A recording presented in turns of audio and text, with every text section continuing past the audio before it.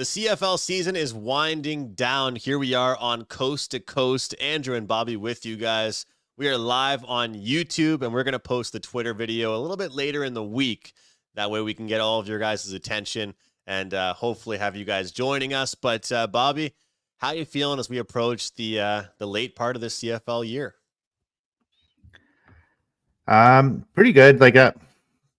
There's nothing better for a rebound than putting a bet on against the Red Blacks, and uh, we'll talk about it a little bit more as we go through the games here. But it's nice to know, like, even if maybe maybe we weren't on the right side in that game on Montreal, and maybe the Red Blacks were the right side, but uh, they made the decisions to kind of blow it up in their own face. So it was nice to cash a ticket there and kind of get back in the groove. And then we got some future bets in pockets that are going to kind of put a nice stamp at the end of the season. So a few more weeks to get going here with a few more lines that we can grab this week. You had to grab them pretty early on, but plenty of opportunities still left in the season here.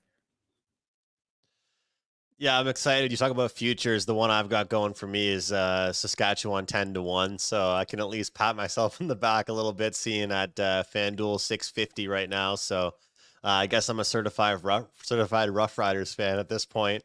Not that I Even guess I wasn't already. 650 is still pretty good. Like they should Yeah, be closer to 4, I think. yeah, definitely. So I mean, and we mentioned that on the show a few times, the 10-1. Like I think we talked about the 10-1, 11-1. Yeah. Last week, you said there were a few books that didn't adjust, right? I don't know which ones they were, but Saskatchewan's kind of that team. And I don't know. I guess we can wait to get into the games with it, with some of this discussion. But what's your take on? Let me ask you this conceptually. Even though I always say this, but it's a small league, but how much do you take into account how a team is playing down the stretch versus the whole entire year at a large scale? Because I feel like in the CFL especially, it's really about how you end your season, right? On a good note. Maybe not this week, but over the last 3 or 4 weeks, it's probably a part of the handicap, right? I mean, you look at last year with Toronto in the regular season versus how they did in the playoffs. You look at some of these teams, and then Winnipeg just always finds a way to pull it out these days and make it to the big game. How do you feel about that? Do you look at the large scale, or do you look at kind of the more micro over the past 4 or 5 weeks? I think you got to look at recency, right? So look at what Montreal did last year, right? Like the Argos clinched the division probably by Labor Day. They played a bunch of useless games, and then Chad Kelly throws like what five picks against the Alouettes, and Alouettes go back to back like almost double digit upsets to win the Grey Cup. So they went on a run. Saskatchewan kind of seems like that kind of team now too. I'm not writing Winnipeg off either. So um, Winnipeg had an unusual start to the season, but they've been consistently near the top. Saskatchewan, Winnipeg, they're getting healthier. Argos still there's like I haven't mentioned their injuries, but they've been injured all year, and they still have a bunch of guys that can be coming back. So they're kind of on a heater too. Um, Up at like now that Drew Brown looks to be back for the Red Blacks, at least the worst team in the league isn't in the playoffs.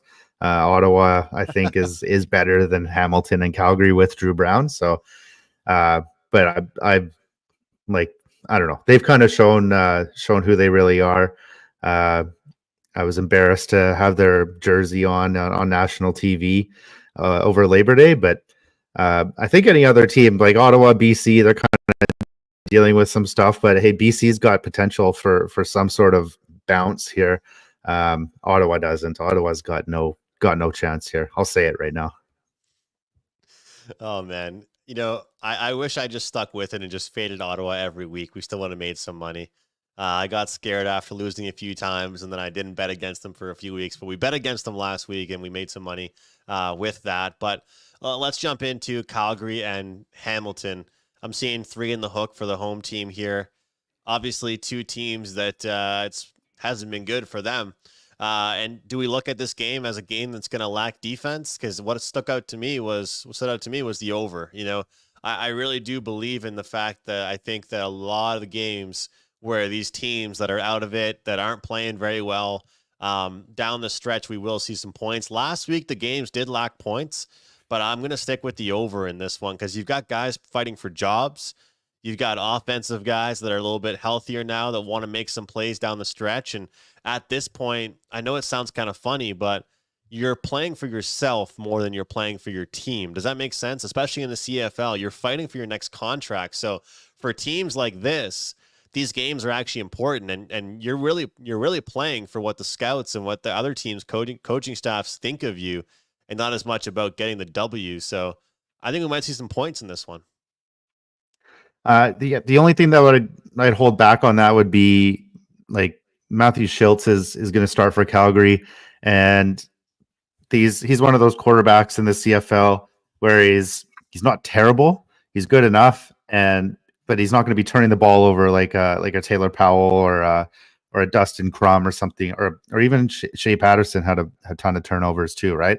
So some backup quarterbacks are more prone to the overs. Like, look at me, I'm talking like I bet these things, but uh, I think Matthew Schultz is probably a guy who's more can manage the game a little better, not going to make any huge mistakes, um, uh, as opposed to like these other backups in the league, like a Dola Gala when he was there.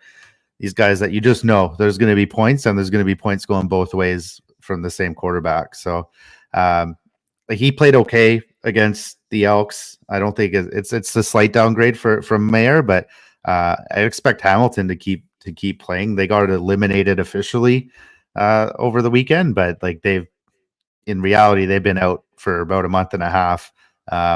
Bo Levi still taking the first team reps, so it doesn't look like they're shuffling things around. Uh, at least at quarterback, they'll be rotating guys in and out throughout the game, but I don't think there's a team in this game that's like wanting it more. I don't really think that exists as much as people say it does. Um, the thing that kind of rings more true is I've heard like if a team's in a must win, they must not be that good. So Yes. I don't like those teams don't actually like see it in the NFL all the time. These teams that just need to win to get in, and then they lose to the Browns in the final week or stuff like that, right? So um, I think the line's right where it should be. Hamilton should be favored in this game. Should be a little more than a field goal. Um, I get like you're not going to talk me out of an over with Hamilton's defense. Like Yeah. they're still getting torched, and Bo Levi Mitchell he's putting up numbers every week, no matter what. So maybe that's the way to go. The only kind of box that isn't checked is Calgary's quarterback. And I feel like no matter how many mistakes he makes, like he's a guy like how old is he? Do you know how old Schultz is? Like it seems like he's He's been like around early the block. 30s. Yeah, he's Yeah. been around the block, right? And like again, when I talked about fighting for jobs, like when I was looking at these games earlier today, and I was thinking, this game means something for Bo Levi because guess what? He needs to live up to the money they paid him. He needs to get his games in. How many games did he miss this year? A couple at least, right? So they're definitely putting him in there. And passing yards has been there for him, but a lot of times, see, passing yard stats can be so deceiving because if you're down in games a lot, then you're of course passing the ball a lot. You know what I mean? Like in the NFL, I love taking player prop for quarterbacks, like Drake May in the Patriots.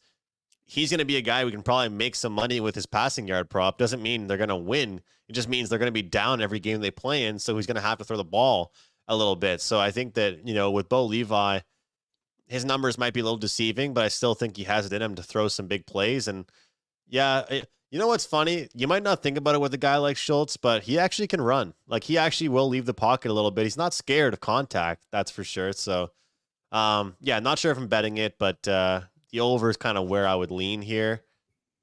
I just don't want to lay points with Hamilton right now. You know what I mean? Like that's just point blank period. I just don't want to lay anything with Hamilton. I would go with the home team, but I don't want to really lay points. But you've seen some movement quite a bit already in this second game we're going to talk about here. What have you seen in the Argos game?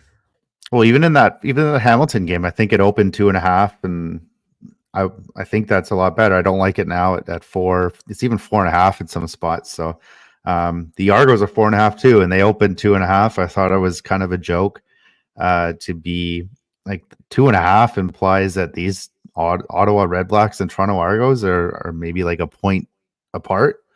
And I think there's a little more separation than that. So um, Argos are playing well. Like it's hard to keep a team to 11 or 12 points in the CFL.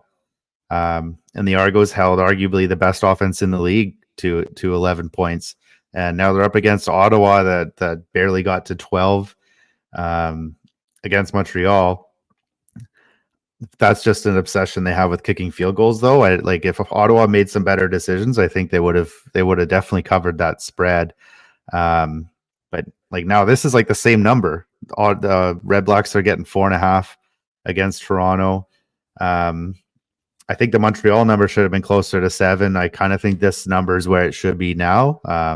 Drew Brown's back. The team's getting a little healthier.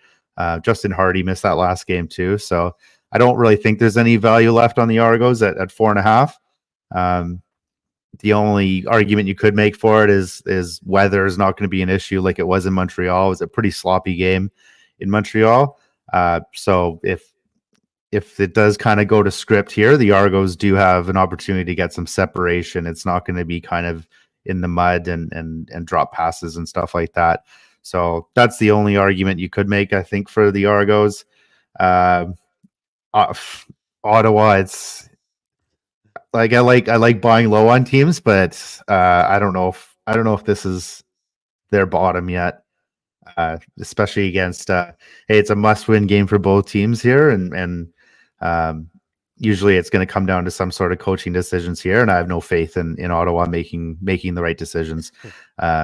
Toronto is one of the few teams in the league where they actually seem to make the right decision most of the time. So again, like maybe my legacy for the CFL would be paying a kid $50 all 4 games every weekend. Cost me $200 a week just to have the little kid. Well, I guess I need eight teams to do it, right? So it'd be You need a guy in each town. You need somebody yeah, in each city. $400 a week it would cost me, but just to have them on the sidelines, like tapping the coach on the shoulder when it's third and 2 from the 4-yard line. Hey, maybe now isn't the time to kick a field goal. Maybe if you fail, it's not so bad. The other team has to go 106 yards for a touchdown. So I don't know. I got nothing good to say about these Red Blacks, but I think this line is where it should be. I think any more points would kind of be too greedy, and I don't know. I don't really want to kind of double back and kind of middle this game. I gave out 2.5 yesterday.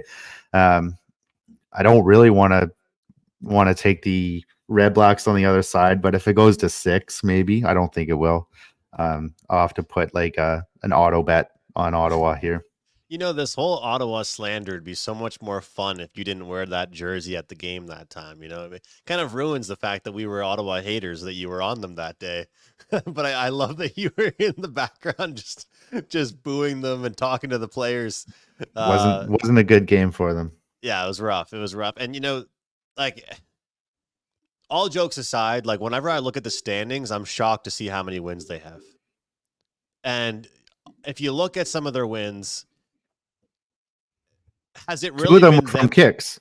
2 of them were kickoffs. They were scared of kicking to Devontae Dedmon. So they just like Boris Beatty kicked it out of bounds and spotted them the ball at like midfield. Basically lost the game. That happened twice.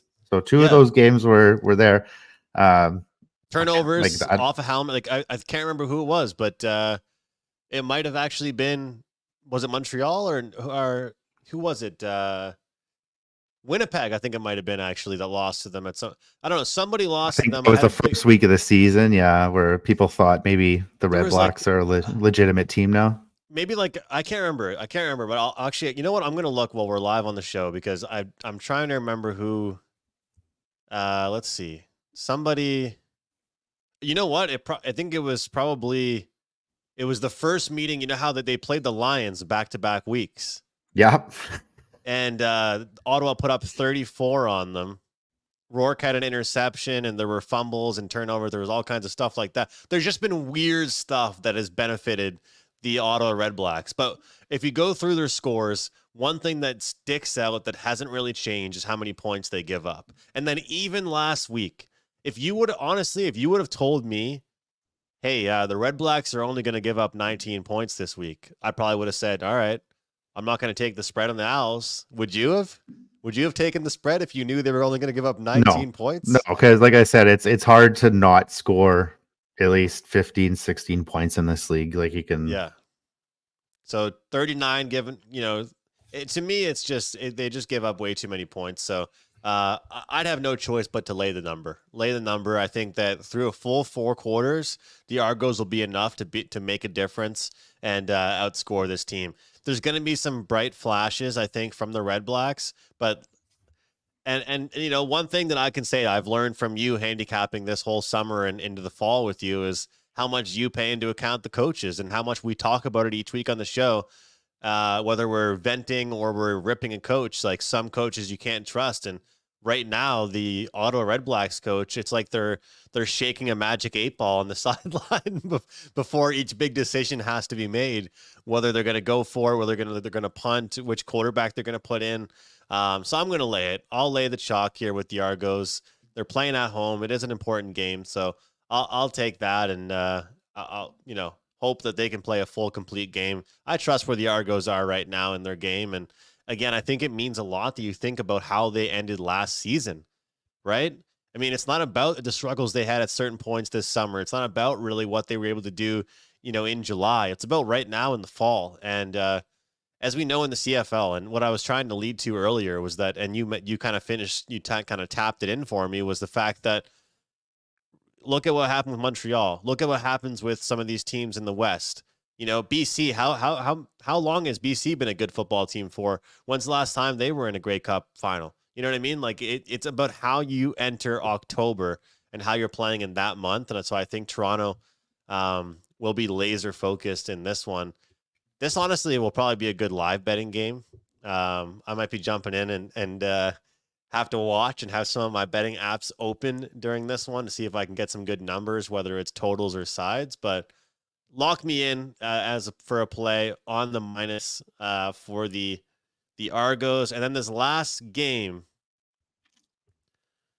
I don't like to always be on the favorites, but sent you a message, and you didn't seem as confident as I did about your BC Lions. What do you think? yeah. So this opened, I think Montreal 1.5. Then they announced that VA is going to start this week, right? So, um, honestly, like if we just take an aside and have like everybody's talking about this, like I think VA's. I don't think you're seeing Nathan Rourke until next year now. Like unless VA gets injured this weekend, there's no way that like if he puts in a decent showing, like there's no way they can't just go with him the rest of the year, right? So um, coach is already kind of gaslighting us, saying, "Well, Rourke only started because VA was injured, and now VA is healthy." That was never the plan. They always thought that Rourke was going to kind of take over, and VA was going to be the best backup in the league, right? And now we're going to have to kind of call on him. Lions will. I'm not a wee guy, but um, it's kind of a mess. But I don't know if it is a mess because VA can kind of roll back in here again. Like he had 2 clunkers before he got injured. He was shut out in Winnipeg, lost to Calgary as well. So the VA, where they said he was on pace for 25,000 yards this year, some of the 400 touchdowns, like that VA kind of faded off right before the injury. So the lines moved towards BC now. Like they're favored 1.5. I don't think like Rourke was the problem, and I don't think it's a down. I think it's a slight upgrade maybe with VA, but based on how Rourke's been playing, I don't think it's really that much of a difference. So I don't think the line should have moved. If it goes any more, I'm gonna have to take Montreal. We'll have Cody Fajardo coming back. Got to get his games in to show how outstanding he is for at least the Eastern nominee, but I don't even think he'll get off the team for that. So Cody's probably going to play, get some reps in. Meaningless game for both teams, but the Lions need to show something, and but they've needed to show something for like 5-6 weeks in a row here, Yeah. and they've shown nothing. So I don't want to be on BC. I don't really like the number where it's at right now. I think Montreal should still be favored in this game, even if it's just by a point. So I think Montreal is the only the only way to go here. And I think the more this game gets hyped up close to the game day, the more you hear it's a meaningless game for Montreal. I think it'll be a good opportunity. Maybe it does float up to 3, and then I'll take the Alouettes, and I guess it's not a bad game. It's 8 o'clock kickoff in Nova Scotia. We'll catch the game There you out go. there. It's not this ridiculous 11:30 nonsense like they had a few weeks ago. Yeah, I was up till like 2 a.m. watching the Oilers game last night. We've got John here. Short week for Al's 2 practices before they leave for Vancouver. Shout out to John. Thanks for being here with us. Most of the Red Blacks wins have come at home. They only have 2 wins on the road. Game is at BMO Field. That is true.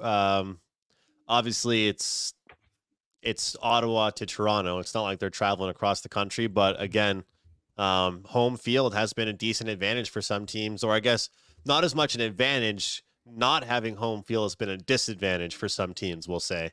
I'm not sure how much BMO Field is an advantage for the Argos, but maybe it's a disadvantage for the Red Blacks for not being on their home field. So definitely worth mentioning. I just feel like I feel like I'm drinking the Kool-Aid this week.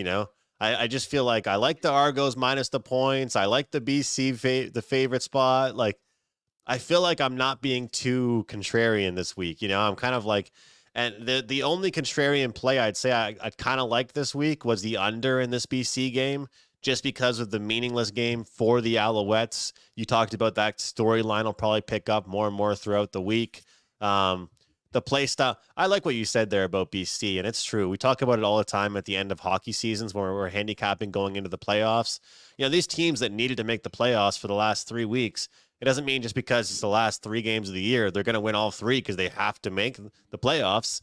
They're in that position for a reason, But I also believe that BC is going to have a better effort, but I think VA is going to be serviceable. That's going to be my word for VA, serviceable. He's not going to be flashy, not going to have a human highlight reel performance. Serviceable is my word, and I think he'll get the job done.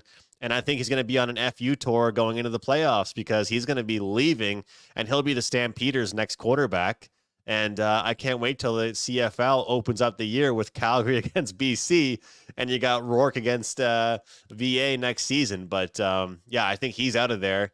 And Rourke's feeling frustrated right now, doing running sprints after practice, and all these videos coming out. When it comes down to it, BC for me, I think gets the job done. I lean towards the under though, because I do think Montreal has a respectable defense, but they're going to slow down their offense tonight or this weekend. I think it could be kind of a.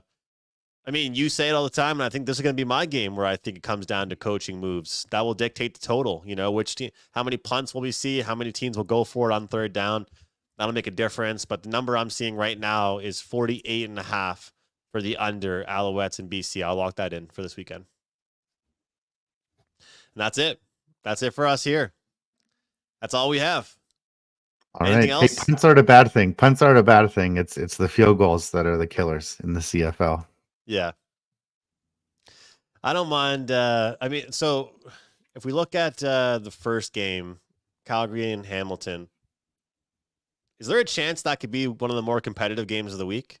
Or is that a crazy statement? Well, to be more competitive than Ottawa, Toronto. Well, the spread's only 1 point difference. Yeah. So I don't know. There's things working against Calgary there, like the commenter mentioned, like Ottawa's got a short week, but like Montreal's got a short week too, going into BC. Like they both played that Monday game. Yeah. Calgary, I think, is only having 1 practice, and yeah, they might have had a practice yesterday. I'm not sure, but they're only getting a couple in this week. So I don't know. That's a tough game. I like where the numbers at there. I kind of think Hamilton it was playing a lot better this second half of the season, right? So, but Calgary, like even though they've been losing games by single digits, right? Mm-hmm. They've They hang aside around. from the Logan Bonner game, yeah. Aside from that Logan Bonner game, like Mayer blew it against BC too. Like they were going to win that game. And then they had a chance to win against the Elks this last weekend, right? So they've been in a lot of games. They're better than the record indicates, and Hamilton. I don't know. I guess I think the only thing to go there is the total, like you said. Yeah, hope for some points and hope that those teams show up offensively at least. All right, I look forward to our next couple shows. Those are going to be fun, some meaningful games, and maybe we'll take one last look at futures next week before we jump into things. And I'm going to start mentioning props on the show over the next few weeks, and during the playoff games, I'll mention the props. I think it'll be interesting to mention. I think we're going to get some value on unders because everyone loves betting overs, right? I mean, the prop betting market. Have you met a guy that bets an under on props? Right, everybody loves the overs, but we'll Nobody try that's and find paid to some tell me. spots. Yeah, Yeah, yeah, they're paid to exactly. tell you to bet overs, right? Yep, exactly. So, all right, guys, that's another episode of Coast to Coast CFL edition. Hopefully, we can make you guys some money to end the CFL season. We'll see you next time right here on Coast to Coast.